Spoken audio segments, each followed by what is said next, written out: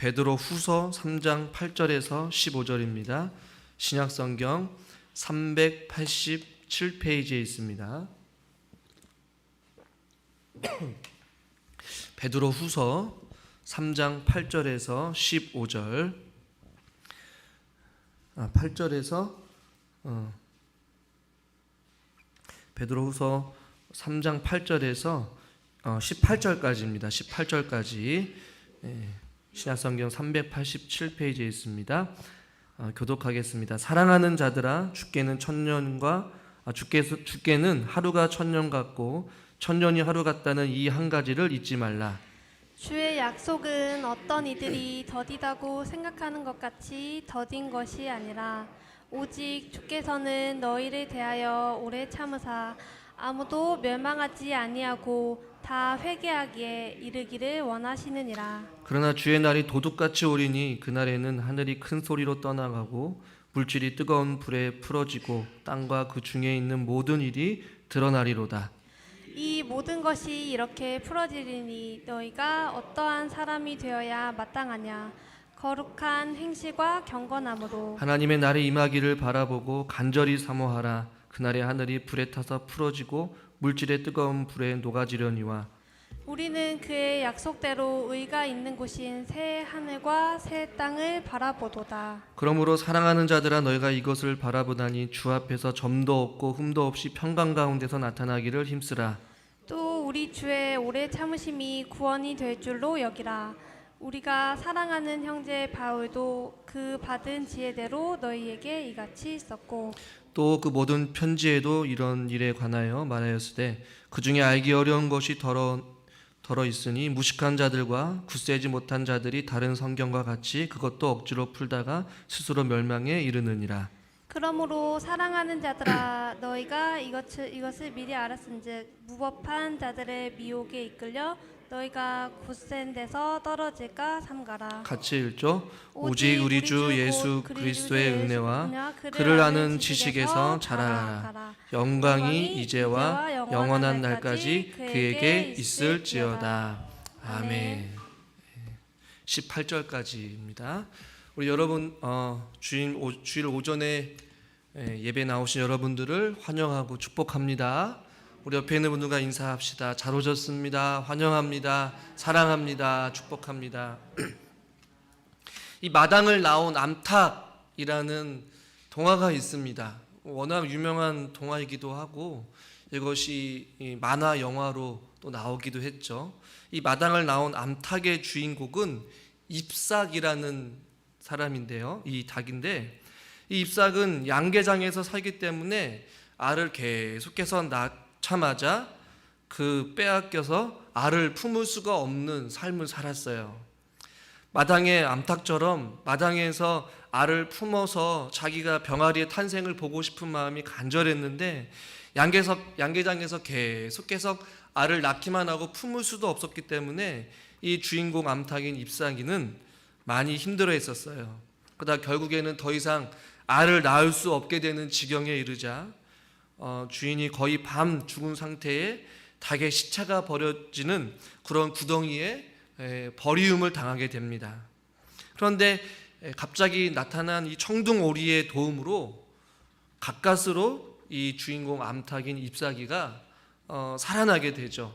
그리고 이 잎삭은 마당 헛간에서 살려고 했지만 그곳에서 이미 살고 있던 닭들과 오리들이 자신들만의 어떤 공간이나 영역에 돌아오는 것을 결코 허락하지 아니하였어요. 그러면서 그 많은 닭들과 또 오리들이 그 잎사귀에게 아무도 너를 원하지 않아 라고 이야기를 하면서 씻을 수 없는 상처와 아픔을 잎사귀에게 주게 되었어요.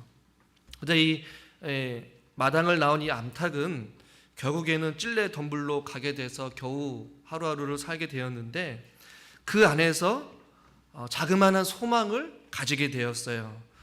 그 소망이 그 버려진 그 암탉이 살아가면서 버티게 된 어떤 힘이 되었고 위로가 되었는데 그 소망이 어떤 소망이었냐면 바로 알을 품어서 병아리를 탄생시키겠다라는 어떤 소망이 생긴 거예요.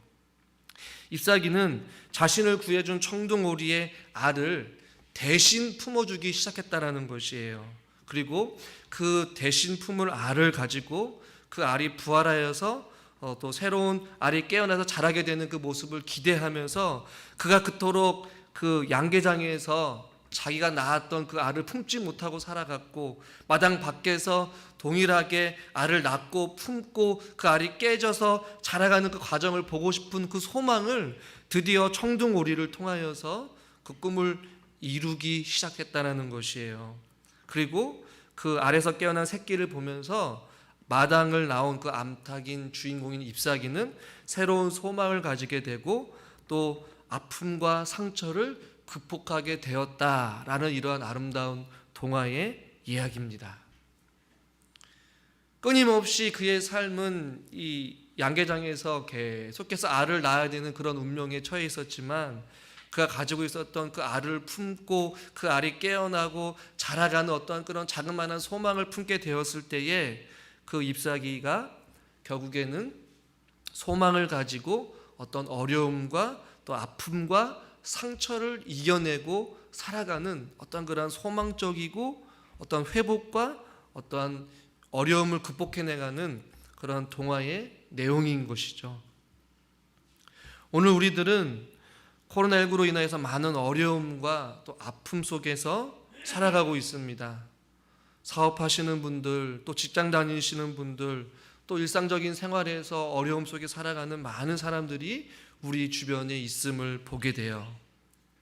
아픔과 상처로 얼룩져진 우리의 삶을 살아갈 때에, 그리고 우리가 살아갈 때에 살아가야 될 우리의 소망은 어디에 있냐는 것입니다. 바로 이 땅 가운데 주님이 다시 오시겠다라는 그 생명의 약속의 말씀을 붙잡고 주님이 오실 그날을 기대하며 소망하며 살아갈 때에 저와 여러분들이 이 땅 가운데 살아가면서 이 어려움과 아픔과 상처를 이겨내고 극복하고 주가 주신 은혜와 그 능력으로 저와 여러분들이 살아가게 될 줄 믿으시길 바랍니다.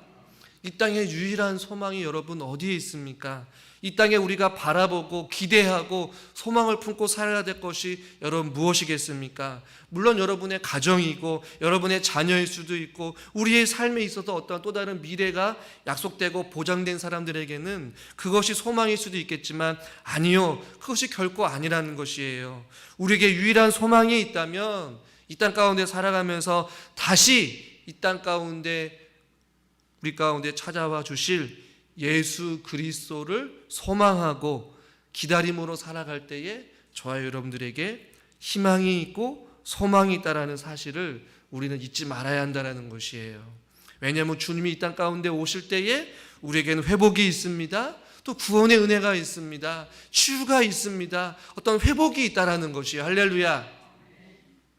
성탄절을 앞두고 있는 이 12월 한 달 기간 동안 우리는 주님에 대해서 한 번 더 우리가 생각해 보기를 원해요.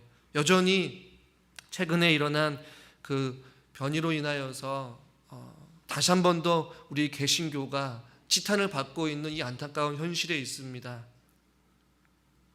성탄절만 되면 우리가 세상을 향하여서 또 믿지 않는 지인들을 향하여서 예수님께서 탄생하셨습니다. 예수님께서 이 땅 가운데 우리를 구원하러 오셨습니다. 당당하게 선포하고 자랑하고 밝은 빛을 비추면서 우리가 성탄제를 화려한 축제 가운데 보냈지만 코로나 이후에 한국 교회가 많이 움츠러들게 되었고 빛이 사라져버린 채 우린 세상 가운데 많은 어려움과 지탄과 핍박과 오해 속에서 그 예수님의 귀한 탄생을 마음껏 축하하지 못하고 눈치를 보면서 예배를 드려야 하는 어떻게 보면 이 안타까운 현실을 바라보면서 다시는 우리가 말씀으로 돌아봐 그럼에도 불구하고 이 땅 가운데 살아가면서 우리가 유일하게 바라보고 유일하게 의지해야 되고 유일하게 우리가 품어야 될 소망이 있다면 바로 예수 그리스도이심을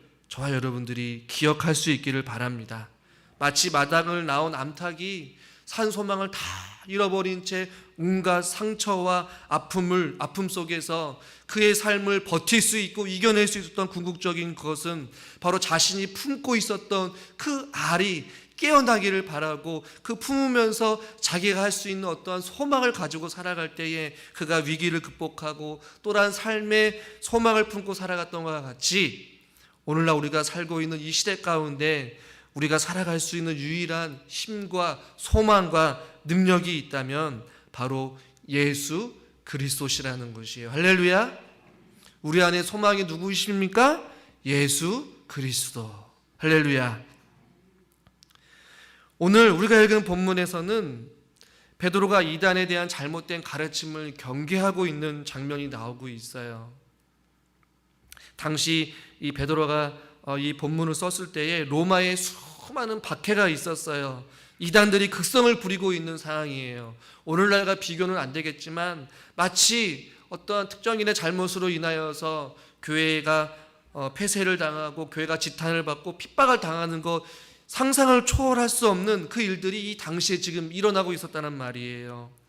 로마 황제의 수많은 박해로 인하여서 그리스도인들이 어려움을 당하게 되었고 수많은 이단들이 교회를 해짓고 그리스도인들을 혼란스럽게 하는 혼탁하고 어려운 시대에 살고 있는 이 시대에 많은 사람들은 의문을 갖기 시작했어요. 이단들의 잘못된 가르침과 수많은 로마의 박해에 처해 있을 때에 왜 하나님께서는 그리스도를 다시 이 땅 가운데 그들이 바라고 그들이 소망하고 자기 자신을 건져내고 자기 자신을 구원할 그 소망이요 빛이 되신 예수 그리스도가 다시 오신다라고 말씀하셨는데 왜 하나님께서는 다시 보내지 않으시는지, 왜 하나님은 우리의 아픔과 환난을 그냥 가만히 내버려 두시고 묵인하고 계시는지, 하나님께서 능력이 있다면 왜 이런 일이 우리에게 허락하셨는지 도무지 이해가 안 돼서 신앙의 물음표를 가지고 계속해서 고민하면서 하나님은 왜 약속을 지키지 않으실까라는 그런 신앙의 혼란 가운데에 처해 있는 당시의 상황이 지금 이 베드로 후서를 쓰고 있는 당시의 상황이란 말이에요. 이단들은 계속해서 잘못된 가르침을 가르쳐요. 예수님은 오지 않을 거야, 예수님은 참된 우리의 메시아가 아니야 라고 이야기하면서 자꾸만 예수님의 재림을 부인하고 잘못된 가르침으로 교회와 성도들을 어렵고 혼란스럽게 하고 있다라는 것이에요. 그런 상황 가운데 베드로는 오늘 본문을 통해서 뭐라고 말씀하고 있냐면 8절에서 이렇게 말씀하고 있어요. 우리 본문 말씀 8절을 같이 한번 읽어보겠습니다. 8절입니다. 주께는 하루가 천년 같고 천년이 하루 같다는 이 한 가지를 잊지 말라. 네. 사랑하는 자들아 라고 이렇게 말씀하면서 주님 오시기를 간절히 기다렸는데 오지 않고 있는 그 막막한 현실 가운데에 사랑하는 자들아 라고 말하면서 뭐라고 말씀하냐면 주께는 하루가 천년 같고 천년이 하루 같다라는 이 한 가지를 잊지 말아라. 굉장히 중요하다라고 말씀하고 있어요. 이것은 시간의 개념을 지금 이야기하고 있는 것이에요. 하나님께서 여러분 어떤 분이십니까? 영원부터 영원까지 계시는 분이세요. 시간과 어떤 공간을 초월하여서 계시는 분이세요. 하나님은 영원하신 분인데 하나님은 어떤 우리가 생각하는 시간의 영역이나 어떠한 공간 속에서 사시는 분이 아니세요. 그러나 그럼에도 불구하고 그 영원하신 분이 시간을 초월하더라도 하나님께서 우리 인간 시간 안에 들어오셔서 활동하고 계시다라는 것이에요. 그런데 주님의 재림이 혹은 자기를 구원하실 그 메시아 예수 그리스도가 오심이 지연되고 있다라는 생각하고 있는 그 성도들을 향하여서 다시 한 번 더 하나님의 시간 개념을 지금 베드로는 이야기하고 있는 것이에요. 우리가 지연되고 있다라고 하는 그 시간적 개념은 하나님 편에서 보면 아주 순간의 짧은 찰나라고도 생각할 수 있다라는 것이에요. 그래서 보십시오. 8절에 보니까 하루가 천년 같고 천년이 하루 같다. 이것이 하나님이 생각하는 시간의 개념이라는 것이에요. 여러분 자녀 중에 뭐 군대를 보낸 자녀들이 아마 있지 모르겠어요. 저도 군대를 다녀왔지만 대부분이 생각하는 사람들이 다른 자녀들이 군대 갔다 오는 것은 굉장히 짧게 여겨지는데 내 자녀가 군대 갔다 오는 것은 굉장히 길게 느껴지는 경우가 있어요.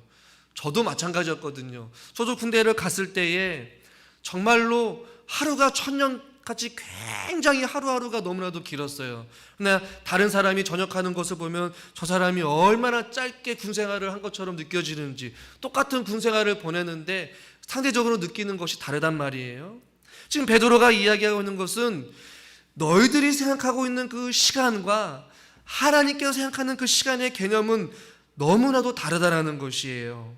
그래서 죽게는 하루가 천년 같고 또 천년이 하루 같다라는 이것을 너희들이 결코 잊지 말아라 라고 우리에게 말씀해 주고 있는 것이에요. 왜냐하면 우리는 본질상 하나님의 어떤 생각을 완전하게 이해할 수 없다라는 사실을 우리는 잊지는 말아야 돼요. 이사야 55장 8절과 9절 말씀을 같이 한번 자막을 통해서 한번 읽어보겠습니다. 이는 내 생각이 너희의 생각과 다르며 내 길은 너희의 길과 다름이니라. 여호와의 말씀이니라. 이는 하늘이 땅보다 높음 같이 내 길은 너희의 길보다 높으며 내 생각은 너희의 생각보다 높음이라.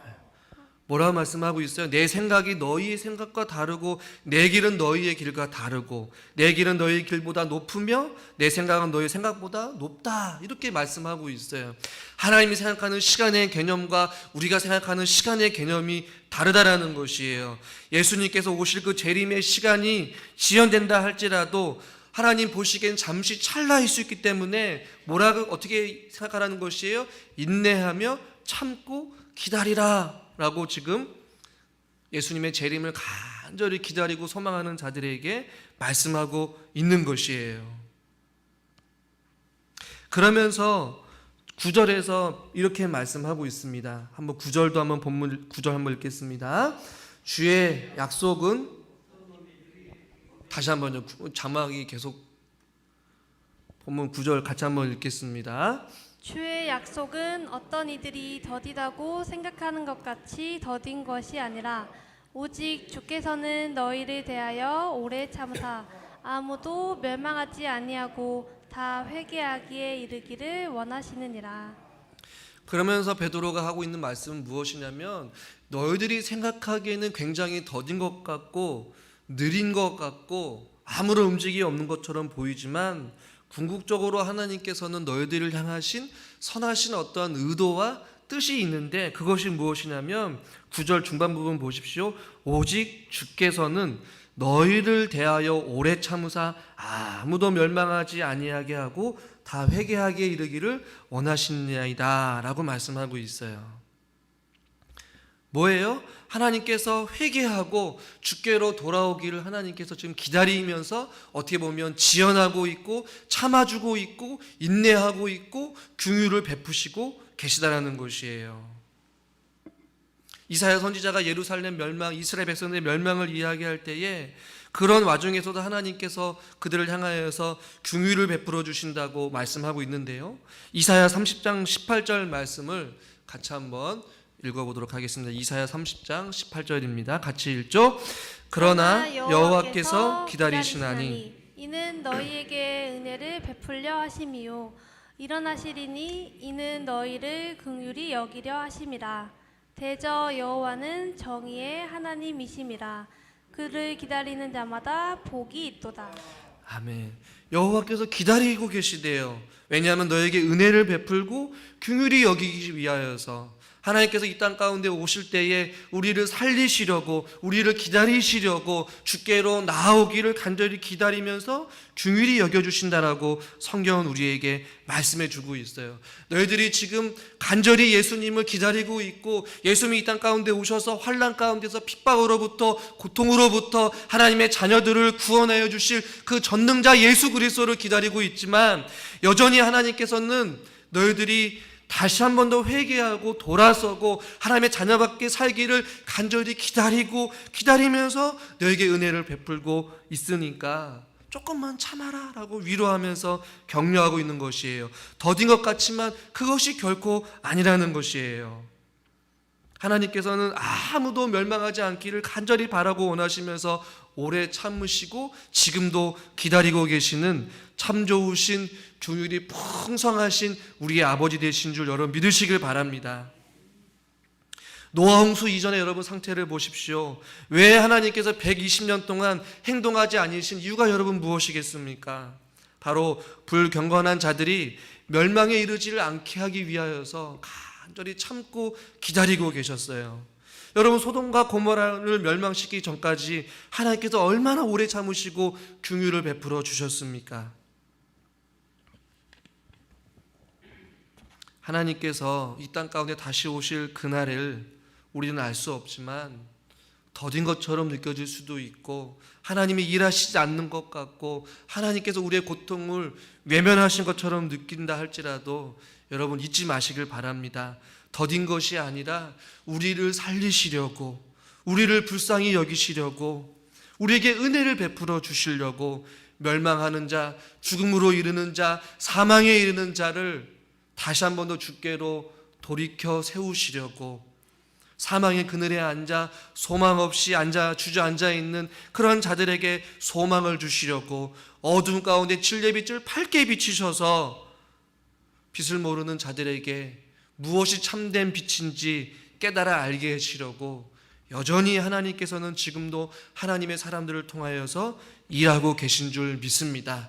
저와 여러분들 통하여서도 일하실 것이고 주께서 세우신 우리 북춘천 교회를 통하여서도 하나님께서는 지금도 여전히 일하고 계신다라는 것이에요. 여러분, 시대를 초월해서 계속해서 교회를 향한 또 그리스도인을 향한 핍박과 거짓된 가르침 속에서 우리는 신앙생활을 하기가 점점 녹록하지는 않을 것입니다.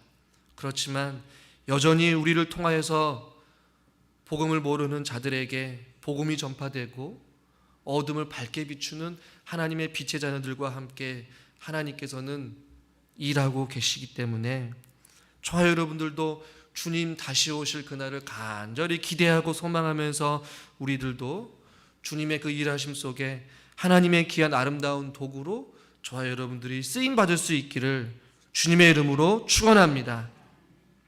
여러분, 기다리는 사람에게 가장 중요한 것이 있다면 무엇이겠습니까? 바로 믿음이에요. 여러분, 어떤 믿음입니까? 우리가 그토록 많은 사람들이 지탄하고 하나님이 살아계시지 않는다라고 이야기하고 자기밖에 모르는 이기적인 종교 집단이라고 생각하는 사람들, 하나님이 없다라고 생각하는 이 세상 사람들을 향하여서 우리가 기다리고 소망하면서 우리가 그럼에도 불구하고 세상을 향하여서 그리스도의 복음과 주의 사랑을 들고 나아가 그들에게 사랑을 나눠주고 섬기고 그들을 위하여서 우리가 함께 기도하면서 주의 복음을 전하는 이유가 여러분 무엇이겠습니까?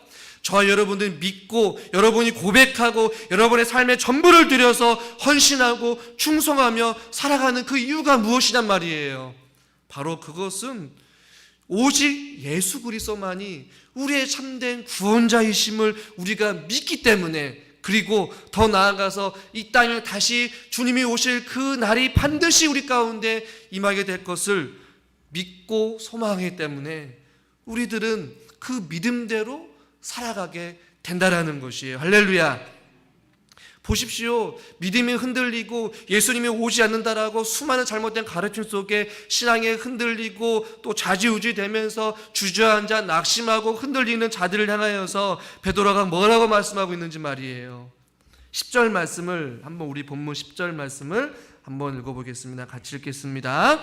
그러나 주의 날이 도둑같이 오리니 그날에는 하늘이 큰 소리로 떠나가고 물질이 뜨거운 불에 풀어지고 땅과 그 중에 있는 모든 일이 드러나리로다. 아멘. 뭐예요? 그러나 너희들이 믿지 않을 수도 있고 주의 날이 오는 것이 더딘 것 같고 마치 하루가 살아가는 것이 천년처럼 그렇게 길게 느껴지는 너희들의 생각과 너희들의 어떤 신앙관과 너희들의 어떠한 그 기간을 가지고 살아가겠지만 더딘 것이 아니라, 그러나 주의 날이 어떻게 한다고 말씀하고 있어요? 도둑같이 올 것이다 라고 우리에게 반드시 약속하고 있습니다. 그리고 그의 날은 그들이 생각하는 날이 아니라 보십시오. 그날에 하늘이 큰 소리로 떠나가고 물질이 뜨거운 불에 풀어지고 땅과 그 중에 있는 모든 일이 드러나리로다. 하나님의 예수님의 재림을 통하여서 무서운 하나님의 심판과 어떠한 회복하심과 하나님께서 알곡과 쭉정이를 구분하시는 양과 염소를 구분하시는 하나님의 사람과 하나님의 백성이 아닌 자들을 구분하시고 하나님이 오시기 날을 기대하며 소망하며 어떠한 상황 속에서 굴하지 아니하고 흔들리지 아니하고 그들의 신앙을 지키면서 믿음대로 주님 오실 그날까지 예수 그리스도가 우리의 유일한 소망이다라고 외치는 자들과 반대로 예수님은 오지 아니하니까 예수님의 거짓된 가르침이야 수많은 어려움과 환난 속에서 주저앉고 주님을 떠나가고 믿음대로 살아가지 아니하고 흔들리는 그런 자들을 구분하시러 하나님께서 반드시 도둑과 같이 올 것이다라고 성경은 우리에게 교훈해주고 있는 것이에요. 성탄절을 앞두고 있는 저 여러분 이 시대 가운데 다시 한 번 더 우리가 말씀으로 돌아가서 주님이 오실 날이 우리는 언제인지 알 수는 없고 때로는 더딘 것처럼 느껴질 때도 있고 때로는 내가 살아 생전에 예수님의 재림을 과연 볼 수 있을까라는 생각을 할 수도 있겠지만 중요한 것은 주의 날은 도둑과 같이 우리가 생각지도 못한 때에 반드시 오시게 될 줄 여러분 잊지 마시길 바랍니다. 그러면서 베드로가 뭐라고 말씀하고 있느냐? 11절부터 이렇게 말씀하고 있어요. 우리 11절 말씀 보겠습니다. 이 모든 것이 이렇게 풀어지리니 너희가 어떠한 사람이 되어야 마땅하냐. 여기까지요. 너희가 어떠한 사람이 되어야 마땅하냐라고 오히려 질문하고 있어요. 주의 날이 반드시 올 것이다. 너희들이 믿건 안 믿건 그 날이 더디던 더디지 않던 너희들이 어떻게 느낄지는 모르겠지만 주의 날은 도둑과 같이 반드시 올 것인데 이 모든 것이 이렇게 결국에는 풀어지게 될 것인데 그렇다면 너희가 어떠한 사람이 되어야 마땅하겠느냐? 어떠한 모습으로 주님 오실 날을 기다리면서 살아가야 되느냐? 주님 오실 그날까지 말세를 살아가고 있는 저와 여러분이 살아갈 때에 어떠한 모습으로 기다리면서 살아가야 될 것이냐라고 베드로가 이야기하면서 이제 10절 하반절부터 18절까지 베드로가 이야기하고 있는 다양한 내용들이 있어요. 시간 관계상 다 설명하지는 못하겠지만 이 모든 것이 이렇게 풀어질 때에 즉 예수님께서 이 땅 가운데 반드시 오시게 될 것인데에 그 날을 기다리는 그 기다림의 신앙의 모습은 어떠해야 되냐면 오늘 11절 하반절에 보니까 뭐라고 말씀하고 있냐면 거룩한 행실과 경건함으로 살아가라 라고 말씀하고 있어요. 세속적인 가치관을 따르지 아니하고 거룩한 행실과 경건함으로 너희들이 주님 오실 날을 기다려라 라고 말씀하고 있는 것이에요. 어떠한 상황 속에서 흔들리지 아니하고 경건함으로 말씀과 기도로 거룩하여지며 거룩한 행실로 인하여서 주님 오실 그날까지 우리가 말씀 안에 굳건하게 서서 주님 앞에 살아갈 수 있기를 주님의 이름으로 간절히 축원합니다. 그 다음에 12절에 뭐라고 말씀하고 있냐면 하나님의 날이 임하기를 바라보라 라고 말씀하고 있어요. 그리고 간절히 사모하라고 말씀하고 있어요. 여러분 우리에게 소망이 어디에 있습니까? 하늘에 있는 줄 믿으시길 바랍니다. 우리의 유일한 구원자가 누구이십니까? 바로 예수 그리스도이십니다. 우리를 사망 가운데서 죄악 가운데서 건져내어 주실 분이 여러분 누구이십니까? 예수 그리스도이십니다. 우리를 지병으로부터 어둠으로부터 환난으로부터 고통으로부터 건져내어 주시고 우리를 보호해 주실 분이 여러분 누구이십니까? 바로 예수 그리스도. 우리가 바라봐야 될 분은 바로 땅에 있는 것이 아니라 바로 위에 계시고 지금도 우리와 함께 하시고 지금도 우리의 앞길을 인도하여 주시는 오직 예수 그리스도만을 바라보며 아멘 주 예수여 어서 오시옵소서 라는 믿음의 고백과 같이 하나님의 날이 임하기를 간절히 기대하고 소망하며 살아갈 수 있기를 주님의 이름으로 간절히 축복합니다. 아까 제가 말했던 마당에 나온 그 암탉이 자기가 품고 있는 그 알을 가지고 알이 깨어나기를 간절히 소망하듯이 주님이 이 땅 가운데 오셔서 우리를 회복시켜 주시고 우리를 완전한 하나님의 자녀로서 자녀 삼아 주셔서 저 천국에서 우리와 함께 영원토록 살 그날을 기대하며 소망하며 하나님의 그 날이 임하기를 간절히 소망하며 살아가는 것이 말세를 살아가고 있는 우리들의 믿음의 신앙의 참 모습이라는 것입니다. 이 땅 가운데 무슨 소망이 있겠습니까? 주님이 오실 그날을 간절히 사모하며 살아가는 것이죠. 여러분의 소망이 있다면 물론 여러분들이 자녀들이 주 안에서 형통하고 잘 믿고 복받고 살아가는 것, 또 여러분의 손주들이 또 주님 안에서 믿음 생활 잘하고 좋은 대학교, 좋은 직장, 좋은 사람 만나서 결혼하고 행복하게 살아가는 것이 여러분에게 소망일 수도 있어요. 혹은 간절한 바람일 수도 있어요. 얼마나 좋은 기도의 제목들입니까? 그러나 모든 그리스도인들이 공통적으로 한 가지 소망을 품어야 되는데, 그 소망이 있다면 바로 주님이, 하나님의 날이 이곳에 임하기를, 하나님의 나라가, 하나님의 통치가 이곳 가운데 임하여서 어두운 곳을 밝게 비추고 하나님의 나라가 이곳 가운데 임하는 것, 그것을 간절히 사모하는 것이 이 초대의 수많은 기독교의 순교자들이 간절히 기다리고 소망했던 날이 바로 주님이 다시 오실 그날이라는 것이에요. 성탄절을 앞두면서 많은 사람들이 성탄의 어떠한 기쁨보다는, 많은 사람들이 그것을 통하여서 사람들이 그냥 그들이 즐기는 어떠한 날이 아니라 예수님의 그 탄생, 그리고 예수님께서 이 땅에 다시 오실 그날을 우리가 간절히 소망하며 아멘 주 예수여 어서 오시옵소서라는 우리의 신앙인의 고백이 이 땅 가운데 울려 퍼지고 하나님의 날이 임하기까지 우리가 간절히 사모하며 살아가는 우리 믿음의 그리스도인들이 될 수 있기를 주님의 이름으로 축복합니다. 14절을 보시면 또 이렇게 말씀하고 있어요. 우리 14절도 한번 같이 읽겠습니다. 그러므로 사랑하는 자들아, 너희가 이것을 바라보나니 주 앞에서 점도 없고 흠도 없이 평강 가운데 나타나기를 힘쓰라. 주님 앞에서 점도 없고 흠도 없이 나아가라 라고 말씀하고 있어요. 또 15절 보십시오. 오래 참으심이 구원이 된 줄을 여기라. 또 17절 굳센 데서 떨어질까 조심하라. 수많은 세상의 공격과 지탄과 환난과 또 교회를 폐쇄하고 예배를 못 드리게 하고 어떠한 모든 것을 가로막는 이 험난한 시대 가운데 말씀 안에 굳건하게 서서 하나님으로부터 떨어지지 말라는 것이에요. 여러분의 믿음을 지키라는 말이에요. 하나님 말씀 안에 뿌리를 내리고 흔들리지 아니하고 떨어질까 조심하면서 우리의 믿음을 지키라라고 말씀하고 있는 것이에요. 18절 보십시오. 은혜와 그를 아는 지식에서 계속해서 자라가라. 멈추지 말아라고 우리에게 권면해주고 있습니다. 언제까지요? 주님께서 이 땅 가운데 다시 오실 그날까지 경건한 거룩한 행실과 경건함으로 하나님의 날이 임하기를 간절히 사모하고 주님 앞에서 흠도 없이 또 오래 참으심이 구원이 된 줄 여기며 굳센 데서 떨어질까 조심하고 은혜와 그를 아는 지식에 우리가 계속해서 자라가는 일에 멈추지 마시기를 주님의 이름으로 축원합니다. 아들아, 삶에 지치고 힘들 때 이 글을 읽어라 라는 책이 있어요.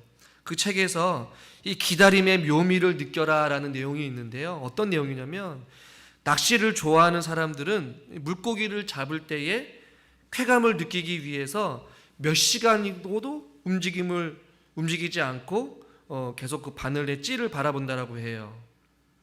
맛있는 것을 남겨놨다가 나중에 먹는 사람들도 있다라고 이야기를 하죠. 물고기를 잡을 때 그 쾌감을 느끼기 위해서 오랜 시간 동안 그 기다렸을 때에 그 손맛은 이루 말할 수 없다라고 낚시를 하는 사람들은 이야기를 하거든요. 그러면서 그 책에서 기다림에는 마음을 들뜨게 하는 효과가 있단다.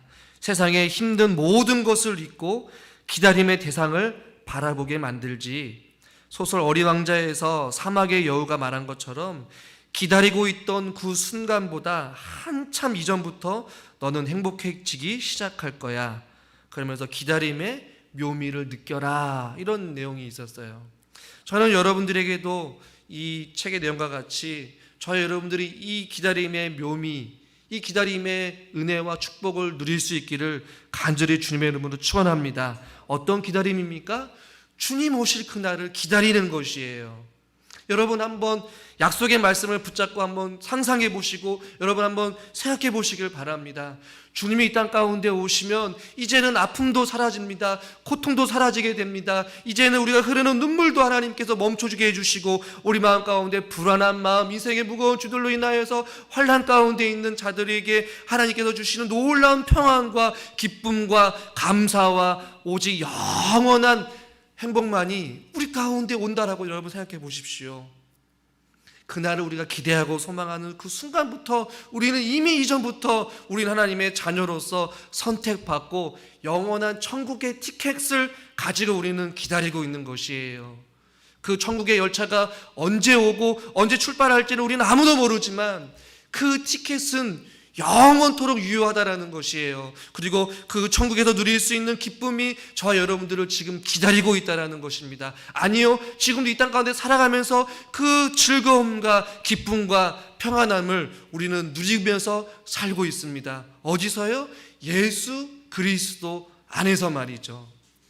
여러분이 기도할 때에 주님께서 위로해 주시고 응답해 주시고 환난 가운데서 새 힘도 주시고 우리를 건져내어 주시고 우리의 눈물을 닦아 주시고 우리가 걷는 순간순간마다 우리의 인생길에 우리에게 은혜를 주시는 그 하나님으로 인하여서 우리가 기쁨도 누리고 즐거움도 누리고 평안도 누리고 여호와 샬롬의 은혜를 누리는 것 아니겠어요? 그러나 그 기쁨과는 비교도 할 수 없는 영원한 기쁨이 우리를 기다리고 있습니다. 그 기다림의 묘미를 우리가 느낄 수 있기를 바라요.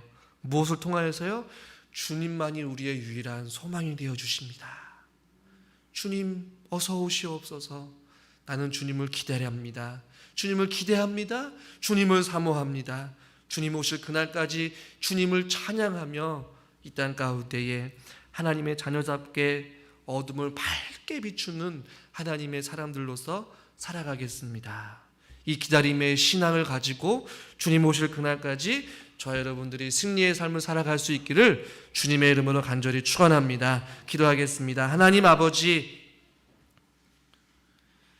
베드로가 살고 있던 이 시대에 수많은 로마의 박해와 이단의 수많은 공격으로부터 그리스도인들이 환난과 핍박을 당하고 어려움 속에 환난 가운데에 고통 가운데 살아가면서 주님께서 왜 이 땅 가운데 다시 오시지 않는지 의문을 가지고 그들의 신앙이 흔들리는 그 순간에 베드로는 그들에게 주님이 다시 오실 그날을 기대하며 소망하며 흔들리지 아니하고 굳세게 믿음 안에서 살아가기를 그들에게 도전을 주고 그들을 위로하고 격려하였음을 보게 됩니다.